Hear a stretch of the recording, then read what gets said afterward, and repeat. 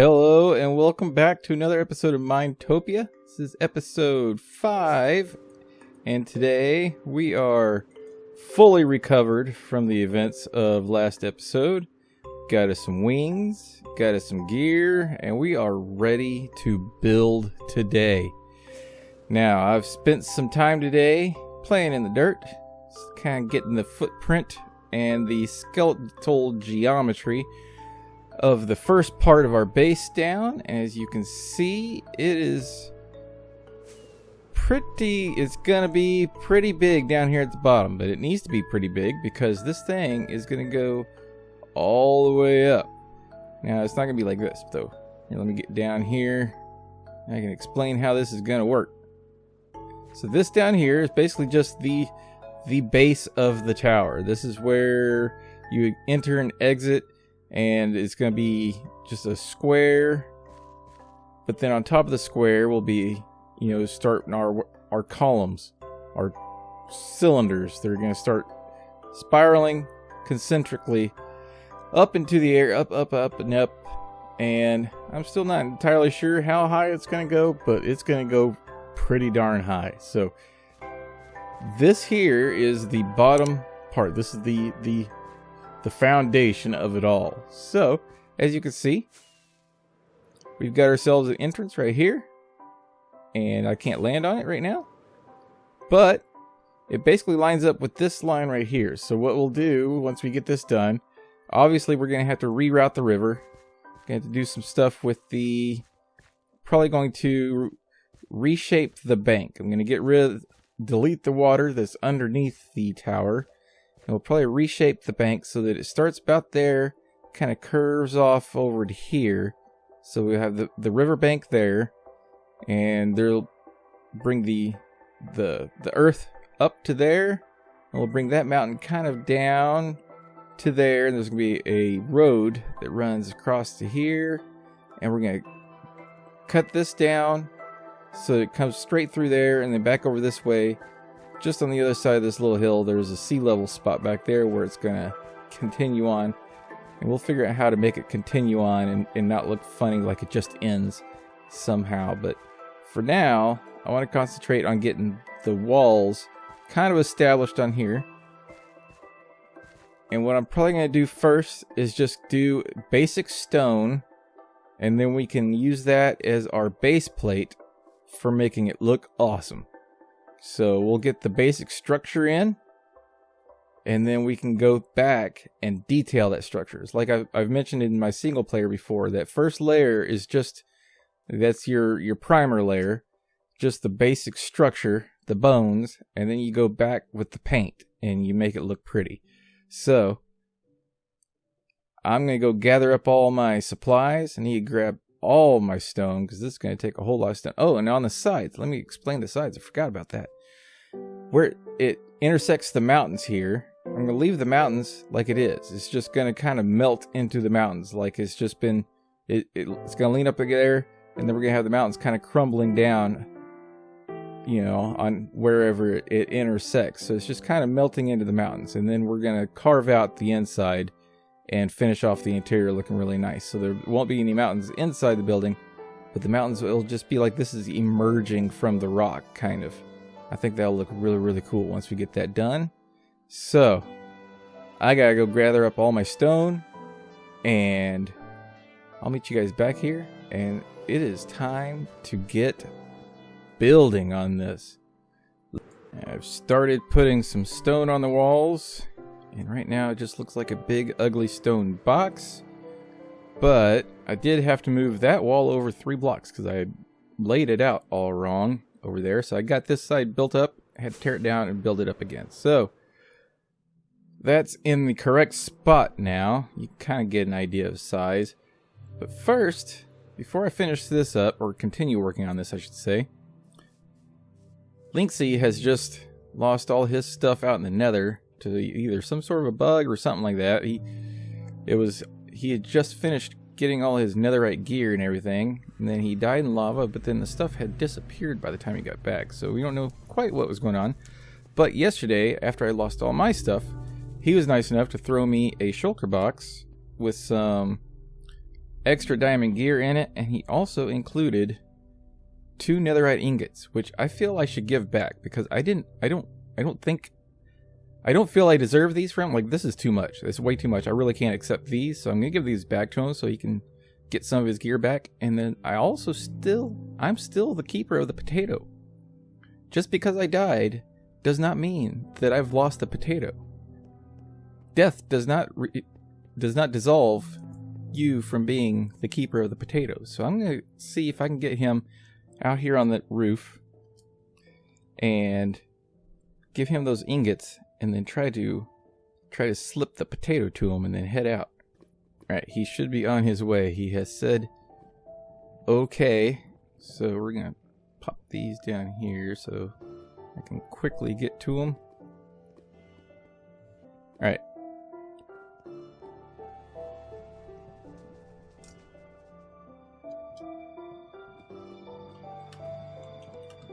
Have those back.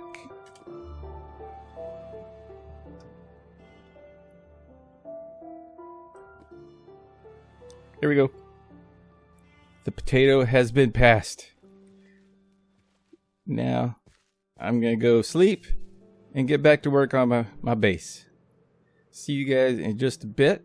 Actually, you know what? Let's fire up the time-lapse machine and get this thing finished up here.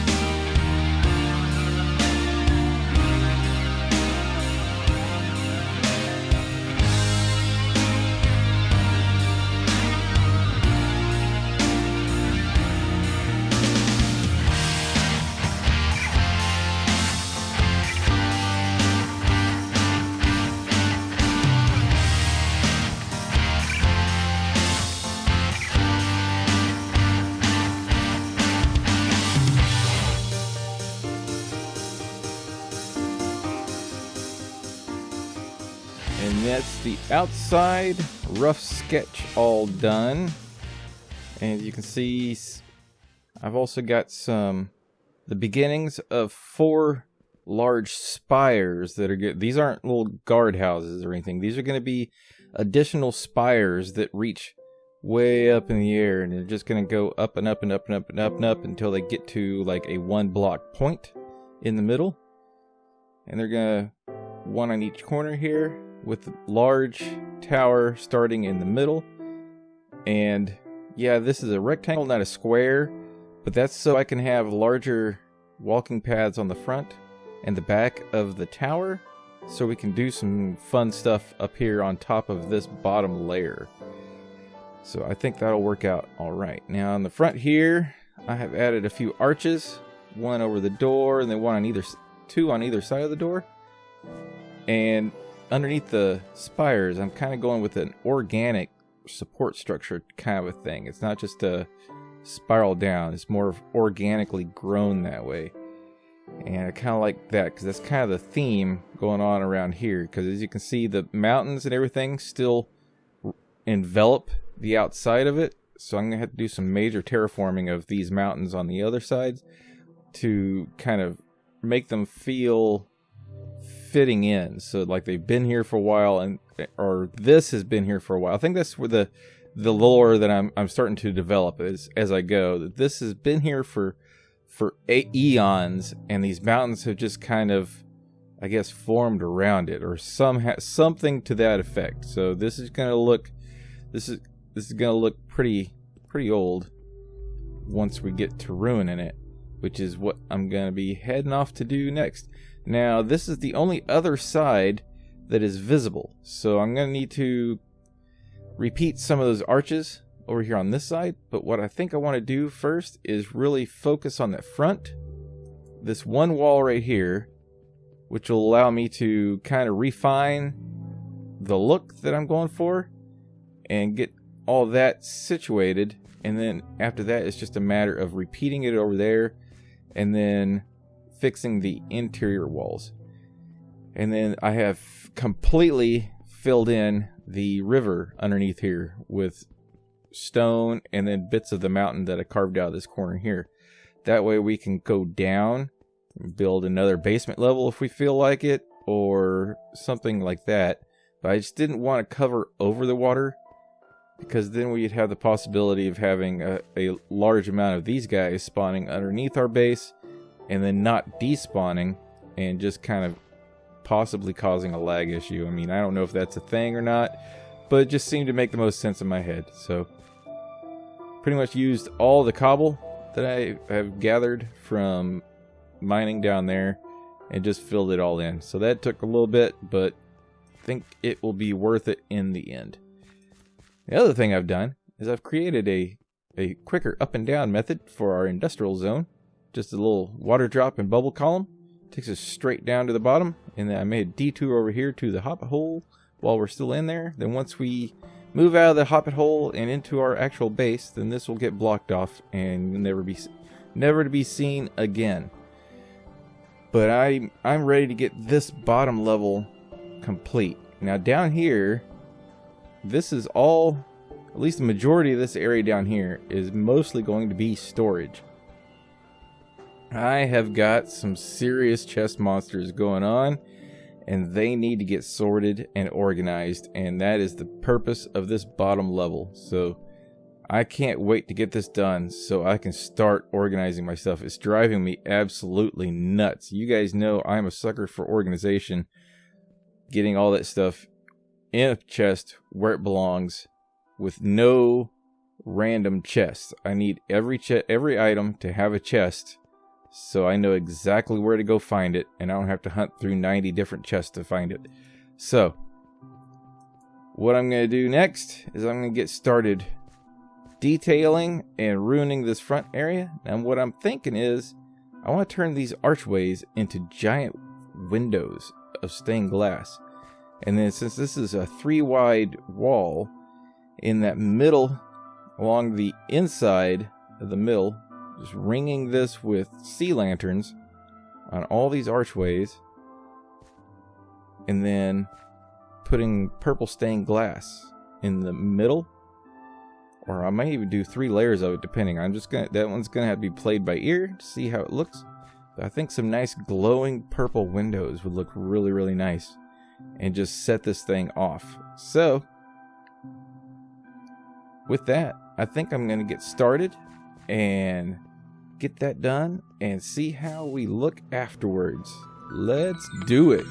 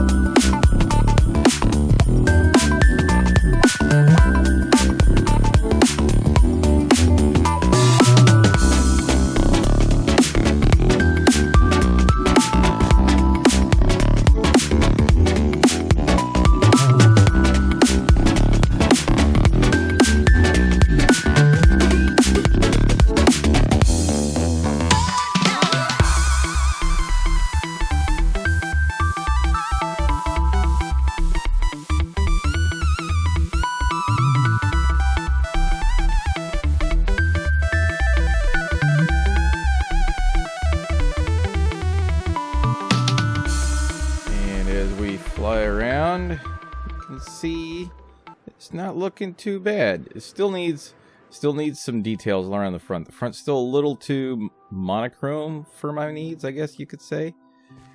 But as far as the basic frame and structure and everything, I think that's looking pretty good. Now I put the windows in, and I tucked sea lanterns in the sides so that these windows are nice and bright at night. They provide lighting on the outside and on the inside. I just wish there was a way to make those just a little bit less visible. I might play around with some options and experiment some things between episodes, but I do like how that turned out.